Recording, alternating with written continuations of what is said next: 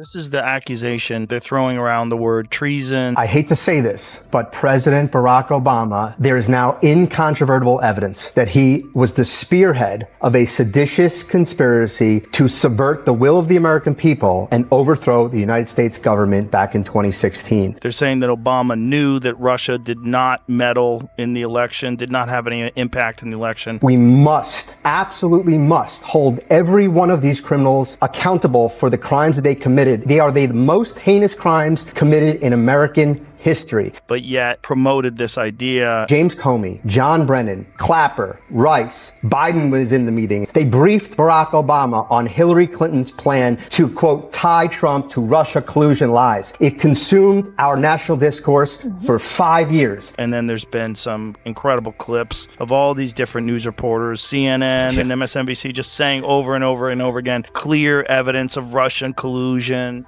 For 20 years, you had Obama and George W. Bush's Department of Justice go easy on this guy. They didn't fully investigate the case. They didn't show any curiosity about the case. And now Donald J. Trump is asking his Department of Justice to show full transparency. And somehow that's a criticism of Donald J. Trump and not Barack Obama and George W. Bush. If you want to criticize the people who aren't showing full transparency, you ought to go after the administrations that went easy on Jeffrey Epstein, the administrations that concealed this case for 20 years, and the administrations that failed to show full transparency. When the polished image of a former president collides with plain, unfiltered truth, the shine doesn't just fade, it shatters for everyone to see. Joe Rogan delivers his criticism with sharp precision and real weight, while J.D. Vance follows up with a hard-hitting strike that cuts right through the usual political spin. What first sounds like a lighthearted roast quickly turns into a serious dismantling, pulling apart the carefully crafted legacy and revealing the uncomfortable reality hidden underneath. What you know now, do you wish you had a third term? You know what, if I could make an arrangement where I had a stand-in, a front man or front woman, and they had an earpiece in, and I was just in my basement in my sweats looking through the stuff, and then I could sort of deliver the lines, but somebody else was doing all the talking and ceremony, I'd be fine with that. We know he wasn't really running the country. Yeah. We used to think he was actually running the country, and now they're like, no, he didn't even see those executive orders. That was all auto pen. You know, first of all, I don't believe, whether you agree with me or disagree with me, whether you agree with Donald Trump or disagree with him, I don't believe in hectoring voters. I believe in persuading voters. Your support is not something I'm given or something I'm owed. It's something you got to go out there and work for. So one, I just don't like the tone of going in. I mean, look, the better question for Barack Obama or anybody to ask is not why black men, it's not how dare you not vote for Kamala Harris. If you're enjoying this video, don't forget to subscribe to the channel and click the bell icon. The breakdown starts the way all great takedowns do, by pointing out the very things Obama's fans would rather not face. The polished image, the smooth speeches, the dramatic pauses that once made half the country feel like they were hearing poetry instead of policy. Joe Rogan tears into that image, saying that behind all the charm was a politician who often looked busy but achieved less than a DMV clerk on a Friday afternoon. Rogan doesn't hold back. He says the former president was great at selling hope like it was a product. But once the cameras turned off, he struggled without a teleprompter, a team of writers, and a public willing to overlook 8 years of mixed results. Seen it? No. He gets a glass of Flint tap water, and I swear to God, he drinks it like this. Flushes. Can I get some water? I really did need a glass of water. This is not a stunt. Usually when something isn't a stunt, you have to say It's that. 100% a stunt. When was the last time a president stopped a speech to ask, can I get a glass of water? They would never do that. They would have water ready for him. According to Rogan, Obama's legacy wasn't true transformation. It was clever marketing. He mastered self-promotion, convincing people that half measures were bold reforms, and spinning foreign policy blunders as part of some complicated 12-dimensional chess plan. Rogan challenges the idea that the Affordable Care Act was untouchable, pointing out that it was filled with loopholes, rising costs, and broken promises, collapsing almost as fast as a startup that fails before launch. In Rogan's view, Obama wasn't the groundbreaking leader people imagined. He was a skilled salesman who got the nation to buy a product packed with hidden fees. I think the best people age the hardest. I think Obama was probably like a very idealistic young man Oh, Lord, what's going on now? Who's hollering? I can't even see it. who really wanted to change the world. And that dude aged more than anybody. I mean, I'm getting old, so I can't hear that well. I can't see that good. Who you aged the can see it. least? Trump. Trump. Trump just This is something that he just brushed that shit off his shoulders like it was nothing. We knock on wood wherever we may have wood, that I'm in very good health. I just won 2 club championships, not even senior, 2 regular club championships. To do that, quite smart, and you have to be able to hit. Rogan also mocks the obsession with image, laughing at how something as trivial as a tan suit became a week-long scandal during Obama's presidency. Not because the suit mattered, but because the media preferred to swoon over him instead of asking why the wars he promised to end were still dragging on years later. Rogan points out the absurdity, saying Obama could order a drone strike on a wedding in the Middle East and still end up on the cover of Vogue the next month. He drives the point home. If style points alone made someone qualified to lead, Obama would have been president for life. But the truth is, style doesn't rebuild cities, pay bills, or fix broken systems. The amount of backstabbing that's going on. That's a very disrespectful attack on the American people who deserve the truth. They deserve to have faith and trust in the integrity of our democratic republic, which has been undermined by President Obama through his direction of this manufactured fake intelligence document, knowing that it was filled with lies. Like when she got into office, you realize like you're not really in control of everything because there's another person who's in control of each individual department, and they'll stop whatever you're trying to do every step of the way. They get in the way of everything. What are you going to do? You're going to replace everybody? Just when it seems like Rogan's roast can't go any further, J.D. Vance steps in with the first of his 3 direct hits. Vance challenges the idea that Obama was ever truly connected to the working class, tearing apart the claim that he was one of them. He explains that while Obama often spoke about middle America, he mainly used it as a backdrop for campaign speeches rather than a real priority. Vance reminds everyone that under Obama, jobs in the Rust Belt didn't magically reappear. Instead, they vanished even faster, while he gave speeches about how globalization was inevitable. The attack cuts deep, making Obama's Midwestern photo ops look less like genuine concern and more like staged political theater. Obama during this Kamala Harris administration, it changed my opinion of that guy. I don't understand how we got so toxic, so divided, and so bitter. He said he wanted generals like Adolf Hitler had. Donald Trump said that. Did you have a high opinion of him before? Yeah, I did just as an intelligent person, a statesman. He's probably like caught up in the system. It's very difficult to make real meaningful change. You think you're going to do something and then you get into office and you're like, oh God, what a quagmire this place is. But watching him just straight up lie about Rogan jumps back in, taking aim at how Obama was sold as the Democrats' ultimate voice of moral authority. He highlights the irony of someone preaching transparency while running one of the most secretive administrations in recent history. From the Department of Justice going after whistleblowers to his close ties with Silicon Valley, Rogan argues that Obama didn't just play politics. He rewrote the rulebook on how to hide the truth while still looking noble. The roast sharpens when Rogan compares Obama's Nobel Peace Prize to handing a championship trophy to a team before the season even begins. Because once in office, the peace part quickly faded, while the status quo stayed the same. Rogan refuses to let nostalgia cloud reality. He paints a vivid picture of post-presidency Obama relaxing on yachts, signing Netflix deals, and cashing in 6-figure speaking fees from the very corporations he once promised to hold accountable. The hypocrisy, Rogan says, is so blatant it practically mocks itself. He calls it the most profitable retirement plan ever created by someone who claimed to despise corporate greed.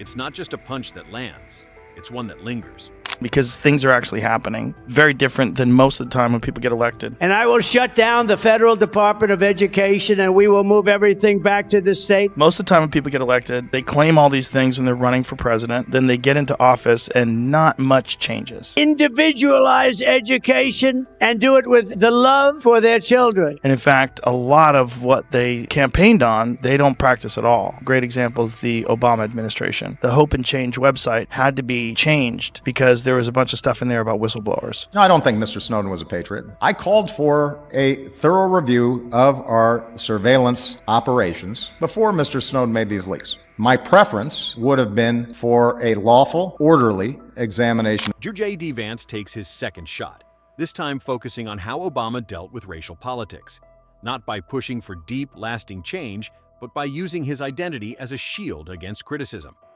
Vance argues that Obama's biggest move on race wasn't policy at all. It was convincing people that questioning him made you morally suspect. Meanwhile, real reforms that could have reduced the wealth gap or repaired broken systems were pushed aside in favor of high-minded speeches about unity. Vance exposes the contradiction, showing that while Obama was often seen as a unifier, he sometimes used division as a political strategy. Well, let me say just a couple of things. First of all, the president has been very clear. We're not shielding anything. The president has directed the attorney general to release all credible information and, frankly, to go and find additional credible information related to the Jeffrey Epstein case. He's been incredibly transparent about that stuff, but some of that stuff takes time. You've got to assemble that stuff. You've got to compile that stuff. Rogan then shifts the focus to Obama's foreign policy, tearing apart the idea of no drama Obama. He lays out the messy record, the chaos in Libya, the never-ending war in Afghanistan, and the infamous red line in Syria, drawn, erased, and redrawn so many times it resembled a bad Etch-a-Sketch. Rogan stresses that while Obama could give a speech like a seasoned statesman, his actions overseas often left allies uncertain and enemies more confident. To Rogan, this wasn't strong leadership. It was cautious calculation polished up with elegant words. Obama did it, and it's disgusting. It's a disgusting lie. Let's play it. Said that there were very fine people on both sides of a white supremacist rally. You also had people that were very fine people on both sides. I'm not talking about the neo-Nazis and the white nationalists because they should be condemned totally. But you had many people in that group other than neo-Nazis and white nationalists. Okay? See, that's crazy. I have never seen that last part of it because the news has said that lie over and over and over and over. The roast turns personal when Rogan zeroes in on the almost cult-like admiration Obama still receives in certain circles. He jokes about how some people treat him like a retired superhero waiting to swoop back in and save America, while ignoring that many of today's problems started during his presidency. Rogan compares it to blaming the current homeowner for faulty wiring while overlooking the previous owner who actually installed it. Then, J.D. Vance steps in with his final strike, pointing to Obama's lasting influence on the Democratic Party's identity crisis. He argues that Obama's focus on presentation over substance trained a generation of politicians to prize branding over results. According to Vance, the Instagram era of politics, where likes and optics matter more than laws and outcomes, comes straight from the Obama playbook. His point is sharp. The issue isn't only what Obama did or didn't do, but the example he left behind for a party more skilled at appearances than solving real problems. I've had candid conversations with Tulsi Gabbard about what it was like. It's a disservice to the American people that former President Obama's office and others who are criticizing the transparency that is being delivered by releasing these documents. They are doing a disservice to the American people and trying to deflect away from their culpability in what is a historic scandal. She's a person, tries to be friends with everybody, tries to reach across the aisle. She's got that whole aloha spirit. The answer to that statement can very clearly be found throughout all of the documents that we have released, showing that Russia took action to try to sow discord in the election, but showed no preference for or against any. Rogan closes in with a final blitz, tying everything together. He paints Obama as the ultimate political illusionist, someone who dazzled the crowd with charm while little real progress happened behind the scenes. It wasn't true hope and change. It was hope sold as a brand and change marketed as a slogan. Rogan argues Obama could convince half the country that the scoreboard was broken, even as the other team kept scoring points. In Rogan's view, Obama isn't a tragic hero or a villain. He's a warning about what happens when a nation falls in love with presentation instead of performance. Every carefully chosen word, every perfectly timed pause, every photo-ready smile was part of a bigger game that left people with memories of how he made them feel, not with the results they expected.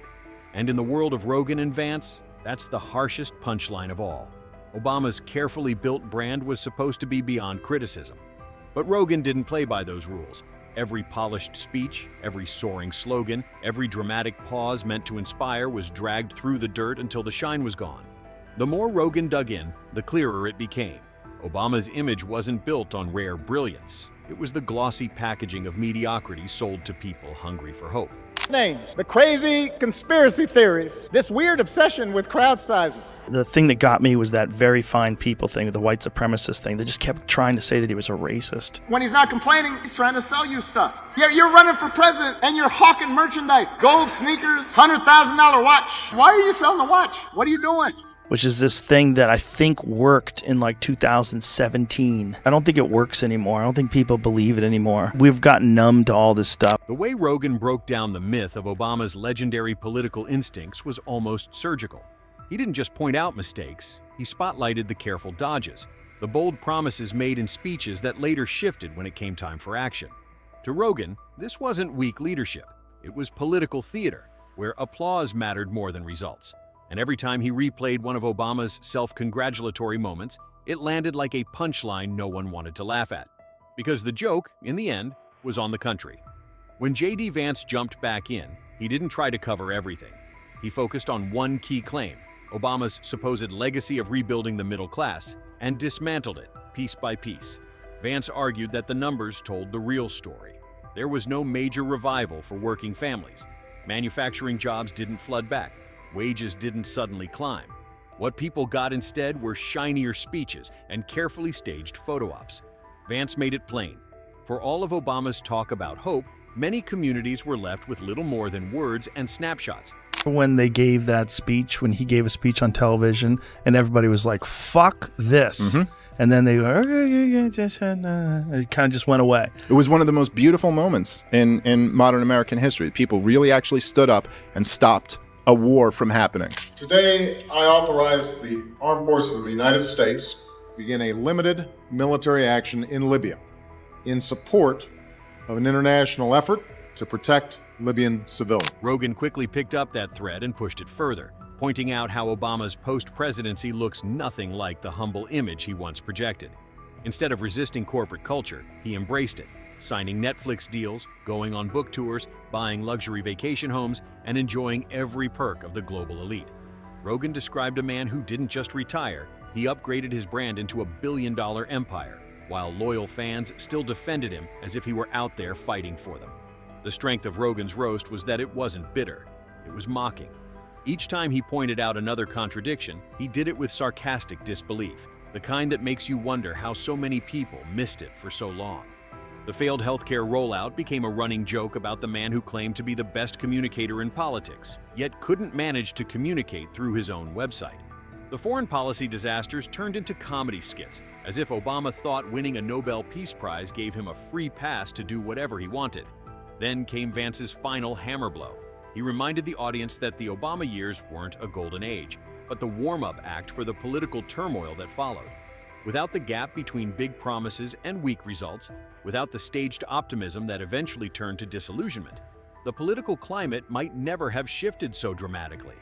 Rogan grinned and pushed the idea even further, portraying Obama not as a victim of his times, but as one of the main architects of the frustration that reshaped American politics. By the end, the carefully guarded image Obama had protected for years wasn't just cracked, it was broken.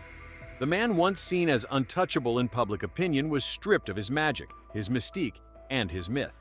What was left wasn't the legend of a transformative leader, but the reality of a clever politician who convinced millions that style could replace substance, and that speeches could stand in for real results.